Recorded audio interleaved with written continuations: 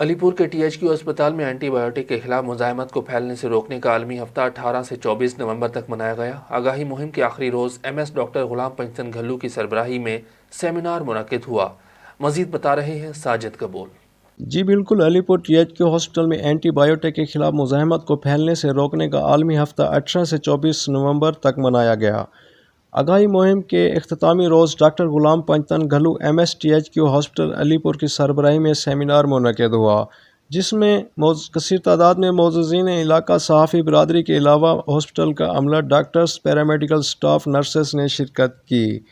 Seminar میں شریک شرکاء سے doctor Riaz Ahmed Malik child specialist, doctor Nazir Ahmed physician T H Q hospital نے آگاہی و اپنے خیالات کا اظہار کرتے ہوئے کہا کہ اینٹی بایوٹک ادویات کا بلا جواز استعمال قوت مدافعت میں کمی کا باعث بنتا ہے۔ انہوں نے کہا کہ اپنے ہاتھوں کی صفائی کا خاص خیال رکھیں تاکہ انفیکشن میں کمی واقع ہو۔ ادویات کے خلاف مزاحمت میں ٹی بی کا علاج مشکل تر بنا دیا ہے۔